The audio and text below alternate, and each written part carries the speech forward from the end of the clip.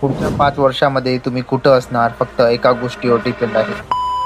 रामकृष्ण हरी. माझं नाव आहे महेश. दूध धंद्याचा व्यवसाय चालू केलाय. स्वप्न खूप मोठं आहे, याला खूप मोठं करायचंय, माझं नाव करायचंय, पण अडथळे पण येतच असतात. जसं की आजच उदाहरण घ्या. सगळं काही सुरळीत चालत होतं, पण कुट्टी मशीन ऑटोमॅटिक बंद झाली. मग मी लागलो रिपेअर करायला त्याला, आणि या गोष्टीमुळेच मी व्हिडिओच्या सुरुवातीला म्हणलं होतं. पुढच्या 5 वर्षामध्ये तुम्ही कुठं असणार फक्त एका गोष्टीवर डिपेंड आहे. आणि ती गोष्ट म्हणजे सध्या तुम्ही काय करता. आता जे मी सांगत आहे ते खूप लक्षपूर्वक ऐका, कारण की खूप जण कन्फ्युज होतात आणि नंतर कमेंट मध्ये काही पण म्हणतात. मी जॉब करू नये असं म्हणत नाहीये, परंतु तुम्ही एका ठिकाणी जॉब करताय, पूर्ण आयुष्य त्याला देताय. जिथं तुम्ही काम करताय तिथं येणारे प्रॉब्लेम, तिथं येणाऱ्या समस्या तुम्ही सॉल्व्ह करताय. तुमच्या बुद्धीचा वापर तिथं येणाऱ्या समस्या सॉल्व्ह करण्यात लागतो, आणि रिटायरमेंट झाल्यानंतर सगळं काही संपतं. आता थोडंसं प्रॅक्टिकली विचार करून बघा. तुम्ही जॉब करताय, जॉब सोबतच तुम्हाला जे काय आवडतं, जसं की मला गोटा आवडतो, जॉब करत करत ते काम करा जे तुम्हाला आवडतं. त्याच्यामध्ये येणारे समस्या प्रॉब्लेम तुम्ही सॉल्व्ह करा, आणि तुमच्या बुद्धीचा वापर दुसऱ्यासाठी नाही तर स्वतःसाठी करा. आणि बघा, 5 वर्षानंतर स्वतःचं एम्पायर तयार होईल, आणि तुमच्या येणाऱ्या पिढीला फक्त संस्कृतीचा वारसा नाही तर संपत्तीचा वारसा पण देसा.